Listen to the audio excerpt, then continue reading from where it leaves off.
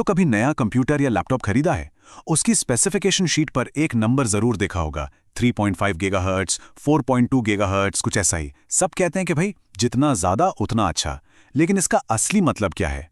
आज हम CPU clock speed की इसी पहेली को एकदम आसान भाषा में समझेंगे। तो चलिए शुरू करते हैं इस सवाल से कि आखिर ये क्लॉक स्पीड इतनी जरूरी है ही क्यों। देखिए, ये सिर्फ एक टेक्निकल शब्द नहीं है। इसका सीधा सीधा ताल्लुक इस बात से है कि कंप्यूटर इस्तेमाल करने में कैसा महसूस होता है। हाँ, यही वो नंबर है, 3.5 गीगाहर्ट्ज। देखने में तो बस एक छोटा सा नंबर लगता है ना? पर असल में ये आपके कंप्यूटर के प्रोसेसर की, कह सकते हैं, रफ्तार के बारे में एक बहुत ही बेसिक लेकिन बहुत जरूरी जानकारी देता है। तो इसे लेकर इतनी बात क्यों करनी चाहिए? सीधी सी बात है, इसका असर इस पर पड़ता है कि कंप्यूटर कितना तेज, कितना रिस्पॉन्सिव फील होता है। सोचिए, गेमिंग कर रहे हैं, वीडियो एडिटिंग कर रहे हैं या फिर एक साथ कई ऐप्स खोल रखे हैं। इन सब में एक तेज क्लॉक स्पीड का मतलब है बेहतर परफॉर्मेंस। और जब ये समझ आ जाएगा तो अगली बार कंप्यूटर खरीदते वक्त एक स्मार्ट फैसला लेना आसान हो जाएगा। अच्छा, इसको समझने का सबसे अच्छा तरीका है एक छोटी सी एनालॉजी। बस ये सोचिए कि क्लॉक स्पीड आपके सीपीयू की धड़कन है। जी हाँ, जैसे हमारा दिल धड़कता है वैसे ही सीपीयू का भी एक हार्ट बीट होता है। ये एक लाइन पकड़कर चलिए, पूरा कॉन्सेप्ट एकदम साफ हो जाएगा। चलिए एक छोटा सा उदाहरण लेते हैं। मान लीजिए हमारे पास दो वर्कर हैं। एक है वर्कर ए जो 1 सेकंड में सिर्फ 2 बार ताली बजा सकता है, और दूसरा है वर्कर बी जो उसी 1 सेकंड में 4 बार ताली बजा लेता है। तो अब सवाल बहुत सीधा है, दोनों में से कौन ज्यादा तेजी से काम कर रहा है? जाहिर है वर्कर बी। क्यों?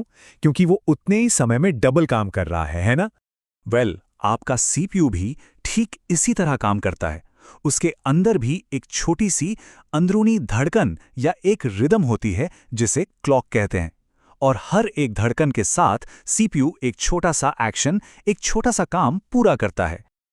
और बस यही है क्लॉक स्पीड की असल परिभाषा। ये उन साइकिल्स या धड़कनों की संख्या है जो एक सीपीयू सिर्फ 1 सेकंड में पूरी कर सकता है।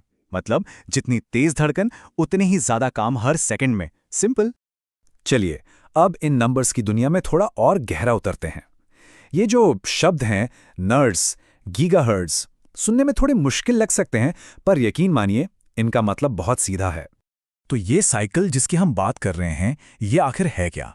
इसे ऐसे समझिए कि ये प्रोसेसर के काम करने का सबसे छोटा, सबसे बुनियादी कदम है। सीपीयू को हम जो भी कमांड देते हैं, कोई भी इंस्ट्रक्शन, वो ऐसे हजारों लाखों छोटे छोटे साइकिल्स में टूट कर ही पूरा होता है। अब इस स्पीड को मापने के लिए जो यूनिट है वो है हर्ट्ज, HZ। लेकिन आज के प्रोसेसर्स इतने ज़्यादा तेज हो गए हैं कि हर्ट्ज बहुत छोटी यूनिट पड़ जाती है। इसलिए हम इस्तेमाल करते हैं गीगाहर्ट्ज का, जो कि बहुत बहुत बड़ी यूनिट है। जरा इस नंबर को देखिए, 1 के बाद 9 जीरो, यानी 1 अरब। ये कोई छोटा मोटा नंबर नहीं है, और हमारे प्रोसेसर की दुनिया में इस नंबर की बहुत बड़ी अहमियत है। और यहीं से बात एकदम मजेदार हो जाती है। 1 गीगाहर्ट्ज का मतलब होता है 1 अरब साइकिल्स हर 1 सेकंड में। जी हाँ, आपने सही सुना, 1 सेकंड में 1 अरब ऑपरेशन। अब अंदाजा लगाइए कि आज के मॉडर्न प्रोसेसर कितने ज्यादा पावरफुल हैं। ठीक है, ये अरबों साइकिल्स की बात तो बहुत हो गई, थ्योरी बहुत हो गई, पर असल दुनिया में, हमारी रोज की जिंदगी में इसका क्या मतलब है? चलिए इसे एक बहुत ही सिंपल से उदाहरण से समझते हैं। मान लीजिए हमारे पास 2 सीपीयू हैं।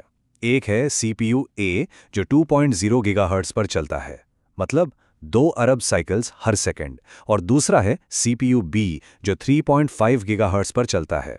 अब गणित सीधा है, सीपीयू बी हर सेकंड में 1.5 अरब ज्यादा काम कर सकता है। और असल जिंदगी में इसका क्या असर होगा? इसका मतलब है कि ऐप्स शायद ज्यादा तेजी से खुलेंगे, पूरा कंप्यूटर ज्यादा स्मूथ, ज्यादा मक्खन जैसा महसूस होगा। लेकिन यहां एक बहुत बड़ा लेकिन है। कहानी सिर्फ गीगाहर्ट्ज पर आके खत्म नहीं होती।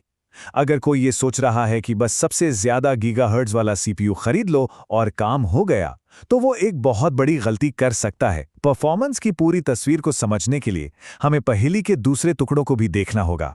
तो सबसे बड़ा मिथक, सबसे बड़ी गलतफहमी यही है कि ज्यादा GHz का मतलब हमेशा एक बेहतर, एक तेज सीपीयू होता है। जी नहीं, ये हमेशा सच नहीं होता। तो फिर सच क्या है?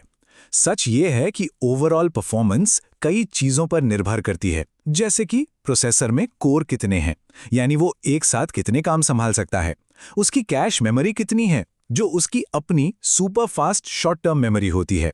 और शायद सबसे ज़रूरी, उसका आर्किटेक्चर, मतलब उसकी बनावट, उसका ओवरऑल डिज़ाइन कितना मॉडर्न और एफिशिएंट है। तो याद रखिए, क्लॉक स्पीड इस बड़ी तस्वीर का सिर्फ एक हिस्सा है। और हाँ, एक और आम कंफ्यूजन है जिसे दूर कर ही लेते हैं। सीपीयू क्लॉक स्पीड और इंटरनेट स्पीड, ये दो पूरी तरह से अलग चीजें हैं। इनका आपस में कोई लेना देना नहीं है। क्लॉक स्पीड आपके प्रोसेसर की अंदरूनी रफ्तार है, जबकि इंटरनेट स्पीड आपके डेटा कनेक्शन की रफ्तार है। दोनों को कभी मिक्स मत कीजिएगा। तो चलिए फटाफट से आज की सारी बातों को समेट लेते हैं। पहली बात, क्लॉक स्पीड का मतलब है सीपीयू के साइकिल्स प्रति सेकंड। दूसरी, इसे गीगाहर्ट्ज में मापा जाता है, यानी अरबों साइकिल्स। तीसरी बात, हाँ, ज्यादा क्लॉक स्पीड का मतलब अक्सर तेज परफॉर्मेंस होता है। और चौथी और सबसे जरूरी बात, ये परफॉर्मेंस नापने का इकलौता पैमाना नहीं है। और अगर आज की बातचीत से सिर्फ एक बात याद रखनी हो तो वो ये है, क्लॉक स्पीड सीपीयू की धड़कन है। ये जितनी तेजी से धड़केगी, सीपीयू उतना ही ज्यादा काम हर सेकंड में कर पाएगा। इससे आसान तरीका नहीं है इसे याद रखने का। तो अब मैं इस पूरी बातचीत को एक सवाल के साथ खत्म करना चाहूंगा। अगर क्लॉक स्पीड ही सब कुछ नहीं है, तो फिर अगली बार जब किसी प्रोसेसर को देखें तो क्लॉक स्पीड के अलावा अगला सवाल क्या पूछना चाहिए? इस पर जरूर सोचिएगा।